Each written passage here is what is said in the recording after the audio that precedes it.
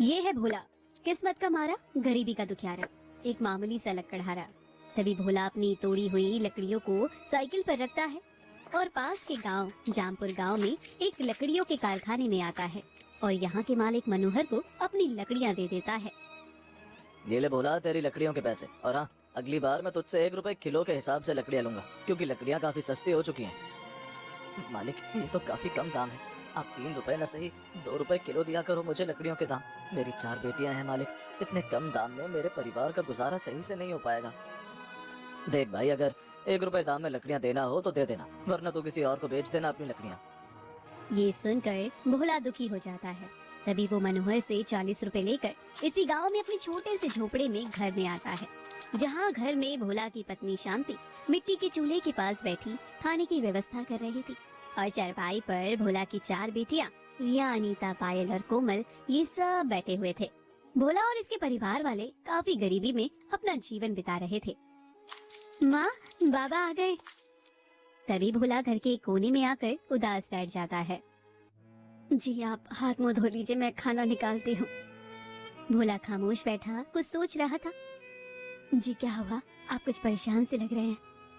क्या बताऊं शांति। भोला शांति को मनोहर की बात बताता है। अब तुम ही बताओ शांति, इतने कम दाम में अगर हमारी लकड़ियाँ बिकेंगी तो हमारा गुजारा कैसे हो पाएगा। 3 रुपए दाम में लकड़ियाँ बेचकर भी हम कितनी परेशानी में पेट काट काट कर अपना जीवन बिता रहे हैं। सुनिए जी, कल से मैं भी आपके साथ जंगल जाऊंगी। हम दोनों मिलकर लकड़ियाँ काटने जाएंगे तो हमारे पास ज्यादा लकड़ियाँ आएंगी। थोड़े समय बाद सब घर में बैठकर दाल रोटी खाते हैं और इसी एक कमरे के झोपड़े घर में फटी चटाई पर सो जाते हैं। अगले दिन सवेरे भोला अपनी कुल्हाड़ी निकालता है। रिया बेटा, तुम चारों घर में ही रहना और अपनी बहनों का ध्यान रखना। मैं तुम्हारे बाबा के साथ जंगल में जा रही हूँ लकड़ियाँ लाने। जी माँ, हम घर में ही रहेंगे। तभी शांति और भोला दोनों जंगल में जाते हैं और दोनों मिलकर कुल्हाड़ी से लकड़ियाँ काटने लगते हैं। अब इसी तरह दिन प्रतिदिन बीतने लगे। एक शाम रिया और उसकी बहनें घर के आंगन में खेल रही थी।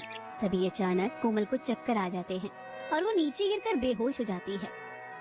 कोमल, अरे क्या हुआ इसे? तीनों बहनें कोमल को होश में लाने की कोशिश करते हैं, पर कोमल को होश ही नहीं आ रहा था। इधर शांति और भोला जंगल में थे।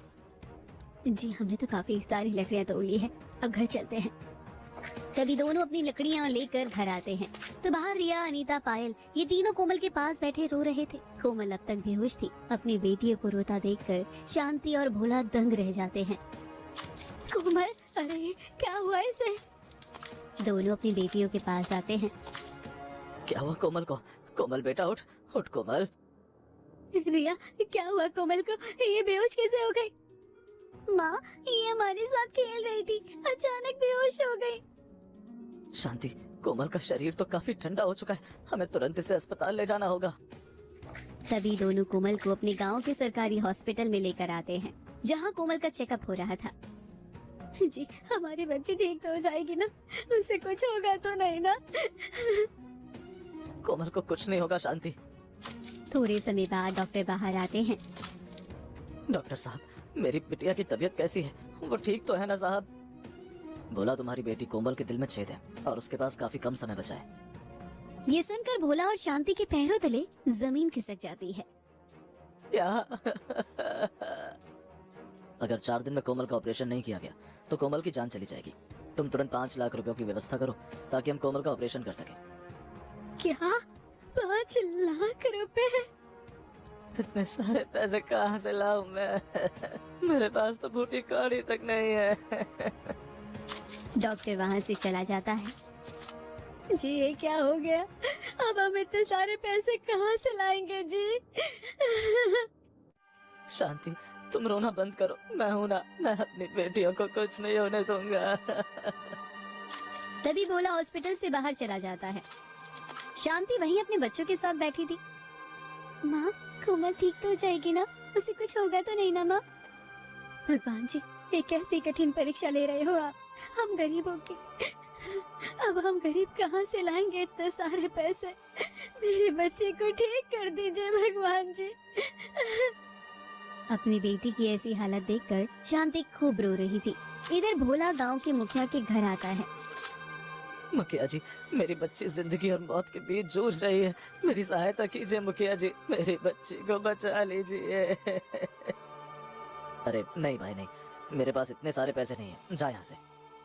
मुखिया जी, मैं आपके पैर पड़ता हूँ, मेरी मदद कीजिए मुखिया जी। मैं जीवन भर आपकी गुलामी करूंगा मुखिया जी। भोला मुखिया के सामने गिड़गिड़ाने लगता है, पर मुखिया भोला को एक पैसा नहीं देता। अब इसी तरह भोला गांव के कई सारे निवासियों के पास आता है और उनसे रो रो कर अपनी बेटी की जान की भीख मांगता है, पर कोई भी भोला की सहायता नहीं कर रहा था। शाम का समय, इधर शांति कोमल और अपनी बेटियों को लेकर घर आती है और कोमल को चारपाई पर लिटा देती है। माँ, बाबा कहाँ है? पता नहीं पैसों की व्यवस्था हुई कि नहीं।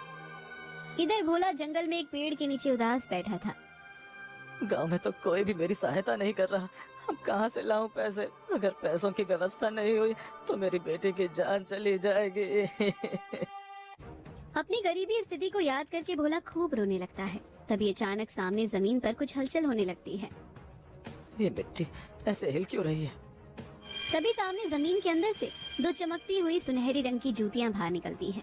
ये जूतियां काफी चमकदार और मोतियों से बनी हुई थी और इनकी चमक से पूरे जंगल में रोशनी छा रही थी। इन रहस्यमय जूतियों को देखकर भोला की आंखें फटी की फटी रह जाती है। अरे ये कैसी जूतियां हैं और ये जमीन के अंदर से अपने आप कैसे बाहर आई? तभी उन चमकती रहस्यमय जूतियों से आवाज आती है, भोला तुम चिंता मत करो, हम तुम्हारी सारी परेशानी दूर कर देंगे। जूतियों को बात करता देख भोला की आंखें फटी की फटी रह जाती है। अरे ये जूतियां बात कैसे कर रही हैं? कहीं मैं सपना तो नहीं देख रहा हूँ ना? भोला, ये सपना नहीं हकीकत है। हम जादुई जूतियां हैं। हमें पता है तुम्हारी बेटी की जान खतरे में है और तुम्हें पैसों की जरूरत है। तुम हमें अपने साथ लेकर चलो, हम तुम्हें माला माल कर देंगे। क्या सच में? हाँ भोला, दुखियारों का दुख दूर करने के लिए ही हमारा जन्म हुआ है। इसका मतलब मेरी बच्ची कोमल ठीक हो जाएगी?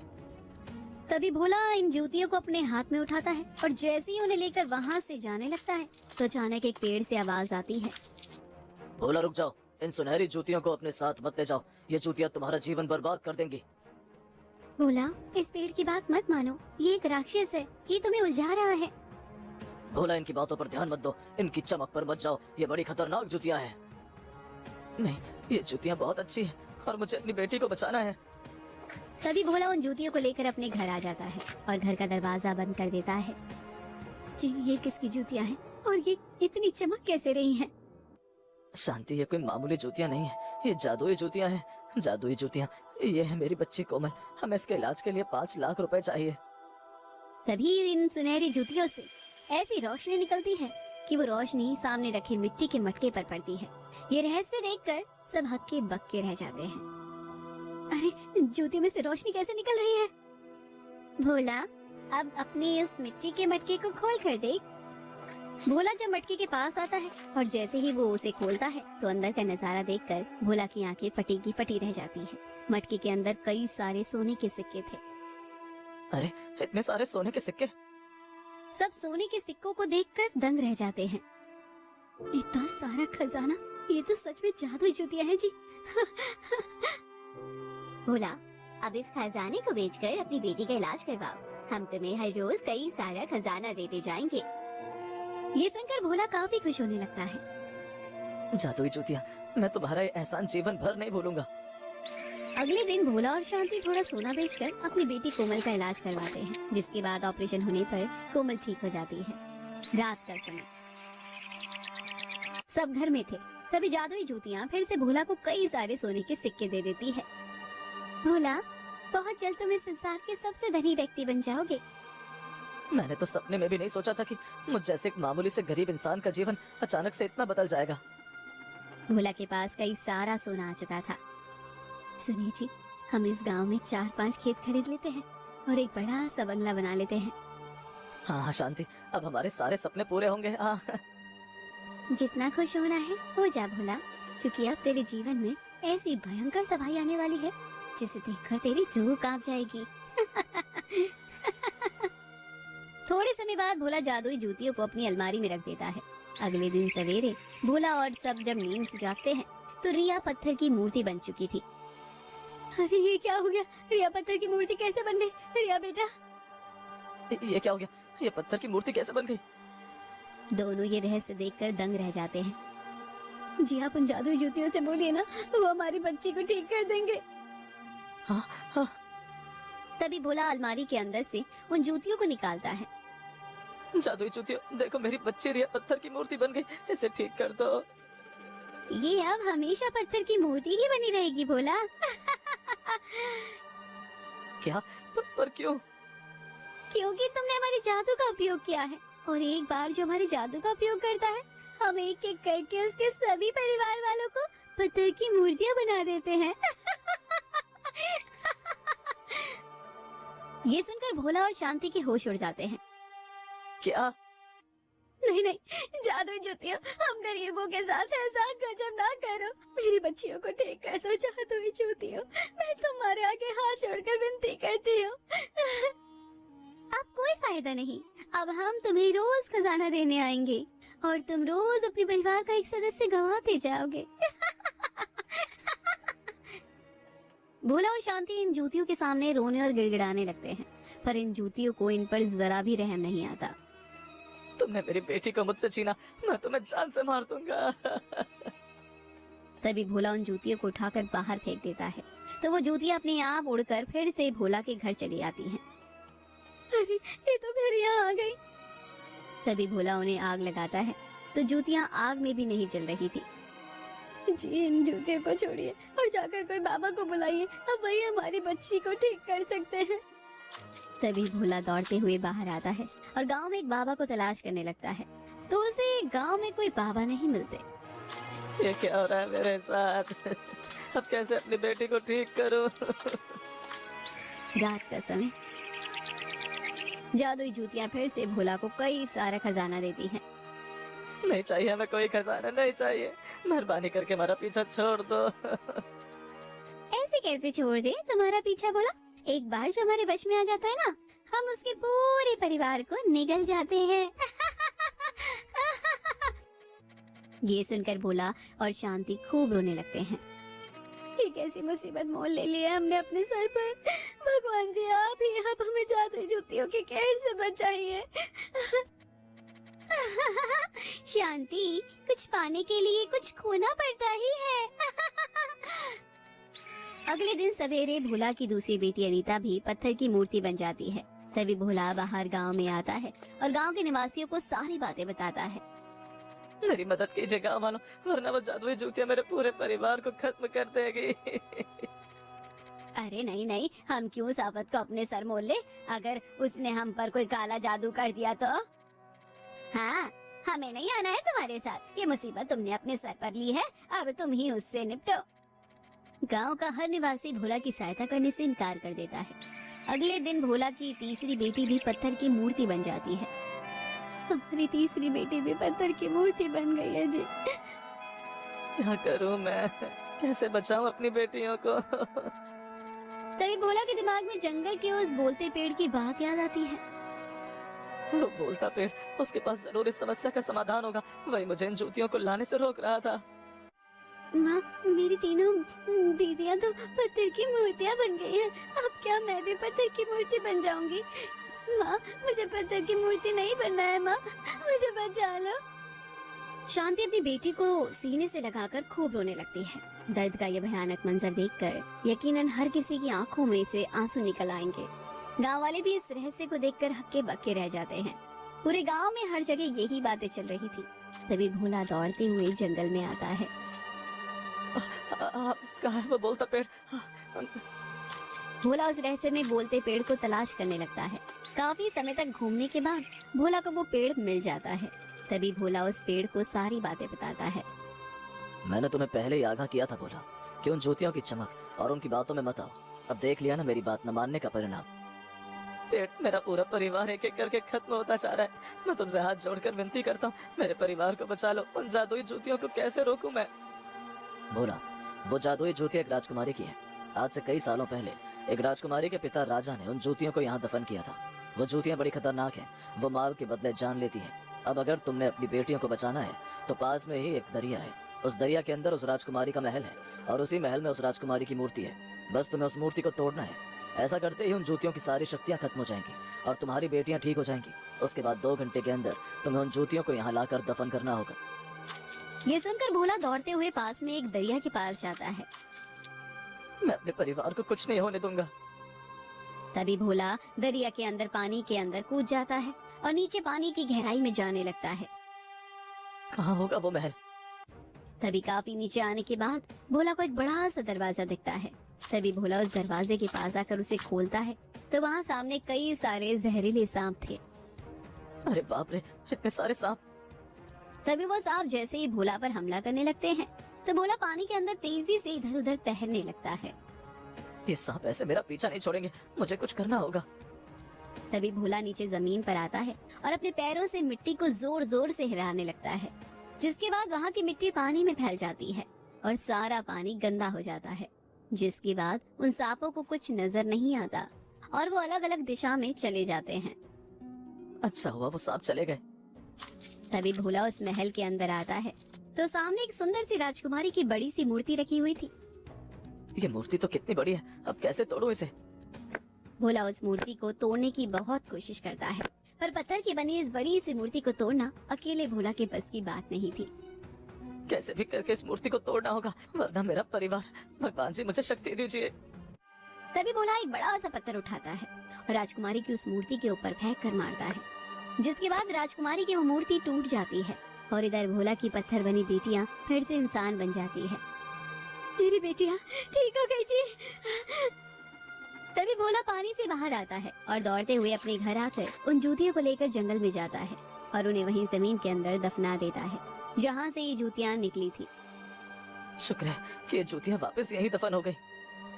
भोला अब घर जाओ और किसी को भी इस जंगल में आने नहीं देना। उसके बाद भोला गांव में आता है और सारे गांव वालों को उन रहस्यमय जूतियों के बारे में बताता है, जिसके बाद गांव वाले उस जंगल को हमेशा के लिए बंद कर देते हैं और भोला फिर से अपने परिवार के साथ एक सुखी जीवन बिताने लगता है। ये कहानी है पाप और पुण्य। एक समय की बात है, शानपुर नाम का एक शांत गांव था, लेकिन डाकू रतन सिंह के आतंक ने उस गांव की खुशियां छीन ली थी। एक दिन कुएं से उठी चीख ने सब कुछ बदल दिया। एक किसान की बेबसी और एक डाकू के पाप आमने सामने आ गए। क्या कर्मों की सजा मिलती है? जानेंगे इस पाप और पुण्य की कहानी में। अरे कोई बचाओ, श्यामू काका कुएं में गिर गए हैं। कोई है? कोई सुन रहा है मुझे? कोई मदद करो। किसी के पास रस्सी हो तो जल्दी लाओ, मैं कुएं के अंदर जाकर काका को निकालता हूँ। जल्दी करो, नहीं तो बहुत देर हो जाएगी। राजू ये ले, मैं रस्सी ले आया। ध्यान से पकड़ना जब तक मैं इसे पेड़ से कसकर बांध देता हूँ। हाँ, बांध दी, अब खींचो। अब सभी मिलकर श्यामू काका को कुएं से बाहर निकालते हैं। श्यामू काका, आप कुएं के पास क्या कर रहे थे? मैंने आपको देखा था कि आप जानबूझकर कुएं में कूद गए थे। काका, आपने ऐसा क्यों किया? आखिर क्या मजबूरी थी? जान देने के अलावा अब मेरे पास कोई दूसरा रास्ता भी तो नहीं है। मुझे जीना नहीं है, मैं मर जाना चाहता हूँ, मर जाना चाहता हूँ। काका, आखिर क्या हुआ आपको? आप ऐसा क्यों कह रहे हो? आखिर आप क्यों मरना चाहते हो? आपने कभी सोचा भी है कि अगर आप मर गए तो आपका परिवार कैसे रहेगा? उन्हें कौन संभालेगा?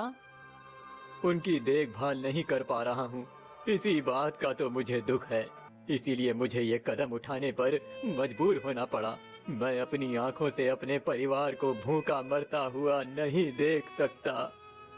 ऐसा क्या हुआ काका? आपके घर में ऐसी कौन सी परेशानी आ पड़ी कि आपको जान देने पर मजबूर होना पड़ा?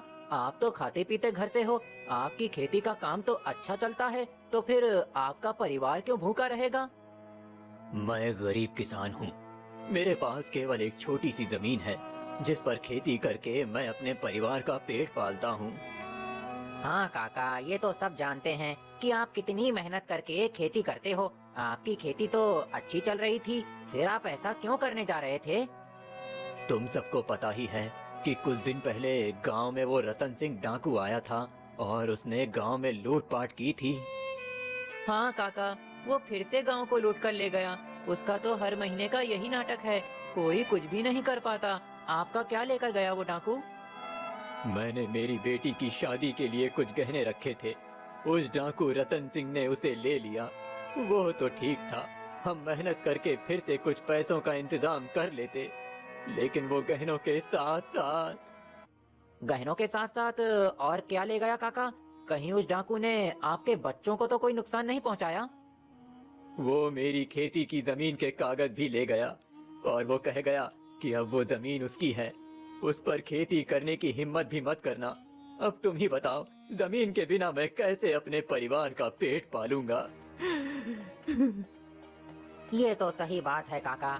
इंसान जमीन के बिना क्या कमाएगा और क्या खाएगा? इस रतन डाकू को कोई भी नहीं रोक सकता। किसी में भी इतनी हिम्मत नहीं है कि उसका सामना कर सके। चलो काका, घर चलो। आपके परिवार वाले आपकी चिंता कर रहे होंगे। कमाई का कोई ना कोई रास्ता मिल जाएगा, आप चिंता मत करो।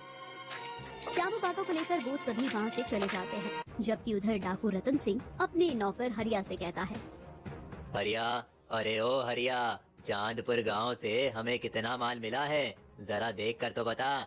अगर कम लगे तो हम कहीं और भी डाका डालें। सरदार, उस गांव से हमें अच्छी खासी रकम और गहने मिले हैं। उस गांव से हमें बहुत फायदा हुआ है। 3-4 महीने तो हम आराम से निकाल लेंगे। ठीक है, सारे माल को अच्छे से संभाल कर खजाने में रख दो। अब मैं आराम करने जा रहा हूँ, मुझे कोई परेशान ना करे। ठीक है सरदार, आप चिंता मत करो, जाकर आराम करो। मैं सारे माल को संभाल कर रख देता हूँ।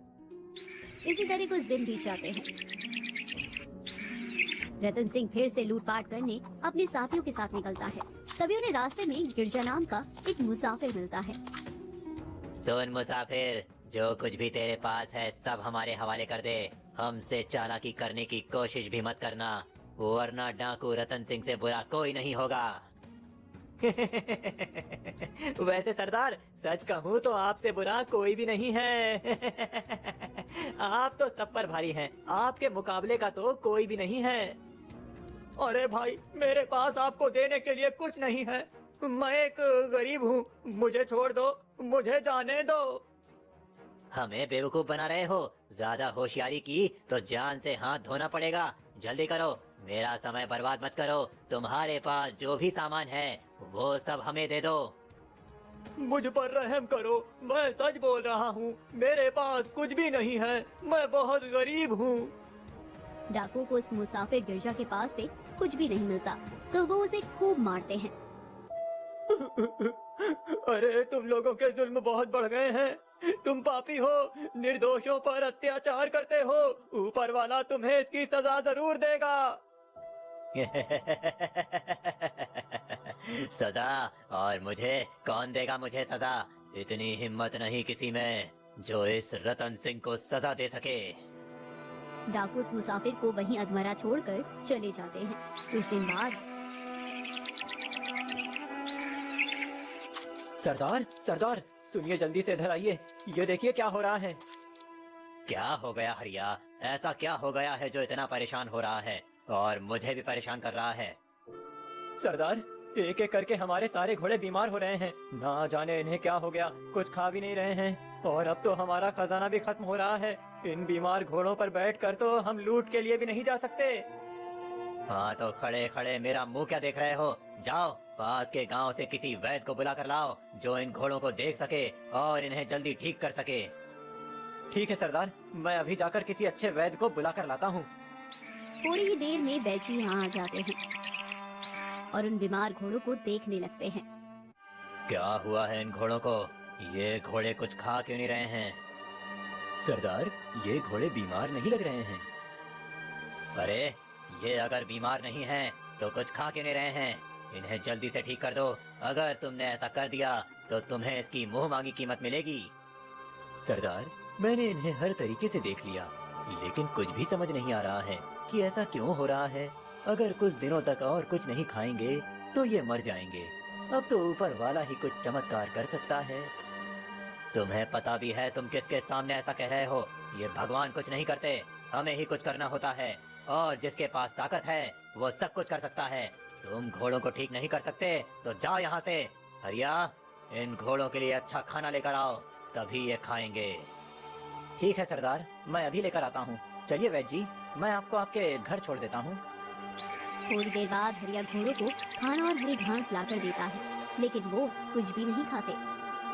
सरदार, ये घोड़े तो कुछ भी नहीं खा रहे हैं। वो वैद्य जी कह रहे थे कि हम पर किसी का श्राप लगा है, इसीलिए ऐसा हो रहा है।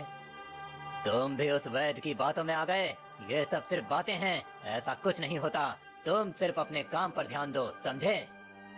ठीक है सरदार, आप गुस्सा मत करो, मैं जरा अभी आता हूँ। कुछ दिन इसी तरह बीत जाते हैं। अब खजाना खत्म होने को था। हरिया, जितने भी घोड़े अच्छे हैं उन्हें अलग कर लो। आज रात हम लूटपाट करने जाएंगे। ठीक है सरदार, मैंने कुछ अच्छे घोड़े अलग करके पहले ही खाना खिला दिया है। अब उन्हें लेकर हम जा सकते हैं। अब रात होती है और वो डाकू चांदपुर गांव में लूटपाट के लिए जाते हैं। गांव वाले घबरा जाते हैं कि डाकू फिर से आ गए। डाकू रतन सिंह, तुम सब तो पहले ही हमारा सब कुछ लूट कर ले गए। अब क्या लेने आए हो यहाँ पर? मेरे सामने बोलने की इतनी हिम्मत कैसे आ गई तुझमें? लगता है मेरा डर खत्म हो गया है इस गांव में। साथियों, जिसके पास जो कुछ भी है लूट लो।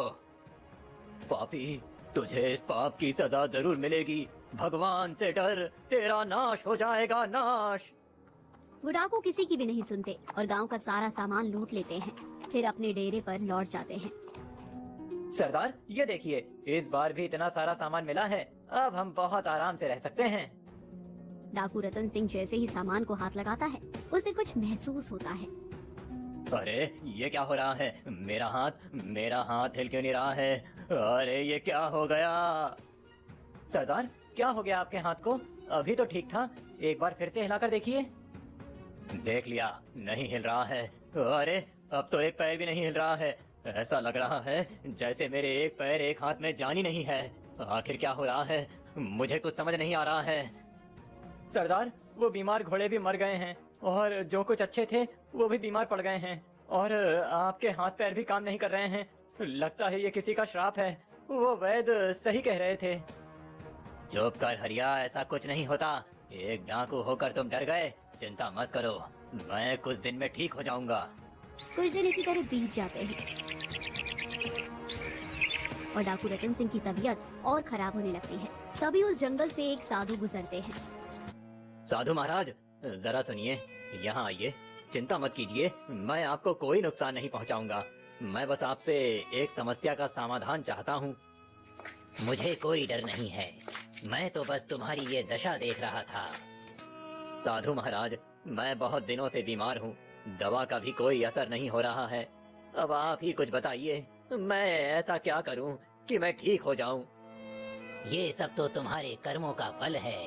तुमने निर्दोष लोगों को परेशान किया है, उसी का श्राप तुम्हें लगा है। अब तुम कभी ठीक नहीं हो पाओगे। साधु महाराज, ऐसा मत कहिए, मैं जीना चाहता हूँ। कोई तो उपाय होगा आपके पास जिससे मैं ठीक हो सकता हूँ। कृपया बताइए मुझे, आप जैसा बोलेंगे वैसा ही मैं करूँगा। ठीक है, मैं तुम्हें इसका उपाय बता सकता हूँ, लेकिन वो काम बहुत कठिन है। अगर तुमने उसे बीच में छोड़ दिया तो तुम ठीक नहीं हो सकते। साधु महाराज, आप बताइए, कितना भी कठिन काम क्यों ना हो, मैं जरूर करूँगा। मैं जीना चाहता हूँ साधु बाबा, मैं जीना चाहता हूँ। तुम्हें चांदपुर जाकर उस गरीब के खेत में खेती करनी होगी जिसका खेत तुमने अपने नाम कर लिया है, और उस खेत में जो फसल होगी उसे बेचकर उसके पैसे तुम्हें उस गरीब को देने होंगे। साधु महाराज, मुझे खेती करनी पड़ेगी तो वो भी मैं जरूर कर लूंगा, पर उससे मैं ठीक तो हो जाऊंगा ना? बिल्कुल, पर याद रहे, ये मेहनत तुम्हें खुद ही करनी होगी, तभी तुम पुण्य कमा सकते हो और उस पुण्य से ही तुम ठीक हो जाओगे। आज से तुम्हें ये लूटपाट का काम छोड़ना होगा। लूटपाट के जो भी पैसे तुम्हारे पास हैं, उन्हें खुद पर खर्च मत करना, वो तुम्हें फलेंगे नहीं। ठीक है साधु महाराज, आपने जैसा कहा है मैं बिल्कुल वैसा ही करूँगा। साधु बाबा डाकू रतन सिंह को आशीर्वाद देकर वहाँ से चले जाते हैं। हरिया, खजाने में जितनी भी धन दौलत बची है उसे लेकर चांदपुर चलने की तैयारी करो। सरदार, लेकिन साधु महाराज ने तो इस धन का इस्तेमाल करने से मना किया है, फिर हम इसे अपने साथ क्यों ले जाने वाले हैं? रख लो हरिया, समय का कोई भरोसा नहीं। कब इंसान को किसकी जरूरत पड़ जाए। अब सभी डाकू सारा सामान लेकर चांदपुर की तरफ निकल पड़ते हैं। तभी रास्ते में उन्हें मुसाफिर गिरजा मिलता है। फिर से निकल पड़े किसी गरीब को लूटने। देखना एक दिन ऐसा आएगा कि तुम्हारे पास कुछ भी नहीं बचेगा। तुम सबसे भीख मांगोगे कि मुझे बचा लो, लेकिन कोई भी तुम्हारी मदद नहीं करेगा। सही कहा तुमने, वो दिन आ गया है। मेरा इलाज कोई नहीं कर पा रहा है। मैंने तुम्हें भी दुख पहुंचाया, इसके लिए मुझे माफ कर दो। हरिया, वो पैसे की थैली दो। ये लीजिए सरदार, ये रही वो पैसों की थैली। मैं तुम्हारे साथ किए अन्याय को तो नहीं लौटा सकता, लेकिन ये कुछ रुपए हैं, ये तुम्हारे काम आ सकते हैं, इन्हें रख लो। अरे, ये सूरज आज पश्चिम से कैसे निकला है? अचानक तुम बदल कैसे गए? मुझे तो यकीन नहीं हो रहा है कि तुम वही डाकू रतन सिंह हो ना? हाँ, मैं वही रतन सिंह हूँ। अब भलाई कर रहा हूँ तो उसमें भी तुम्हें शक हो रहा है। ये पैसे रख लो, ये मैं तुम्हें पूरे दिल से दे रहा हूँ। अब रतन सिंह अपने साथियों के साथ चांदपुर पहुंचता है। गांव वाले डाकुओं को देखकर घबरा जाते हैं। डाकू आ गए, डाकू आ गए, भागो भागो। अब ना जाने ये हमारे गांव से क्या लेकर जाएगा। जल्दी छुप जाओ। तुम सबको हमसे छुपने की जरूरत नहीं है।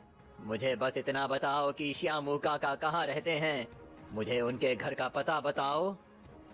अरे पापी, तुमने उनका सब कुछ लूट लिया और अब फिर आ गए। अब क्या चाहिए तुम्हें उनसे? अब तो उन्हें छोड़ दो। ऐसे उनका पता नहीं बताएगा।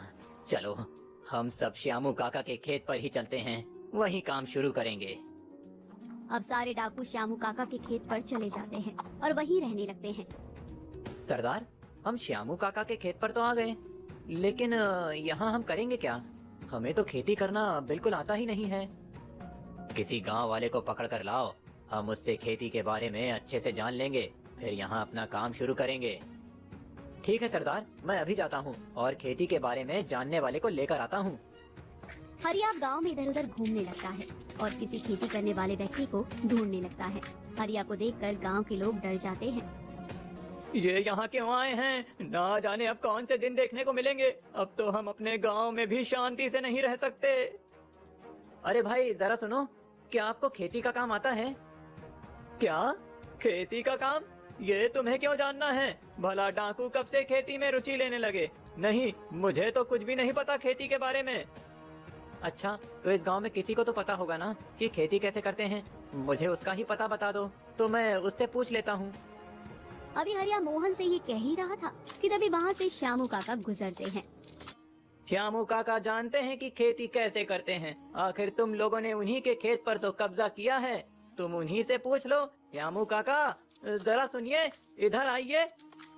क्या हुआ मोहन, मुझे क्यों बुला रहे हो? और ये तुम्हारे पास क्या कर रहा है? तुमसे कुछ लेने आया है क्या? काका, इसे खेती के बारे में जानना है। मुझे तो खेती का एक अक्षर भी नहीं पता। आप खेती के बारे में सब कुछ जानते हो, आप ही इसे खेती के बारे में समझा दो तो अच्छा रहेगा। हाँ, वो दरअसल मेरे सरदार को खेती के बारे में जानना है। चलिए, मैं आपको उनके पास ले चलता हूँ। आप उन्हें विस्तार से सब कुछ समझा देना काका। ठीक है, मैं तुम्हारे साथ चलने के लिए तैयार हूँ, लेकिन फिर उसके बाद तुम लोग मुझे परेशान तो नहीं करोगे? नहीं, बिल्कुल नहीं। आप चिंता मत कीजिए, मैं आपको वापस आपके घर छोड़ दूंगा। पहले आप चलकर सरदार को खेती के बारे में सब कुछ समझा दीजिए। ये डाकू आज अचानक से सुधर कैसे गए? चलो चलकर देखता हूँ। मैं क्या ही कर सकता हूँ, मना किया तो जान से हाथ धोना पड़ेगा। हरिया श्यामू काका को लेकर उन्हीं के खेत पर पहुंच जाता है। अरे, ये तो मेरा ही खेत है। आखिर तुम लोग मेरे खेत पर क्या करने वाले हो? हम यहाँ खेती करेंगे। हमें ये जानना है कि इस खेत पर किस तरह से खेती करते हैं, ये आप हमें बताओगे। खेती करना कोई आसान काम नहीं है, खून पसीना एक करना पड़ता है, तब जाकर अच्छी खेती होती है। तुम डाकू लोग इसके बारे में क्या ही जानोगे? हम भी देखना चाहते हैं कि इस मिट्टी में खून पसीना एक कैसे किया जाता है। आप सिर्फ ये बताओ कि इस खेती के काम को शुरू कैसे करना है।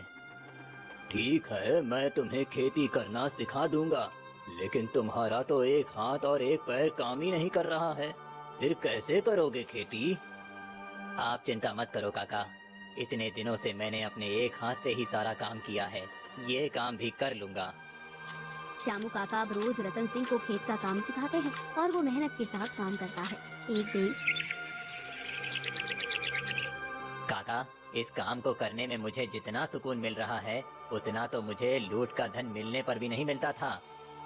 बेटा, मेहनत से कमाया हुआ 1 रुपया भी दिल को खुश कर देता है।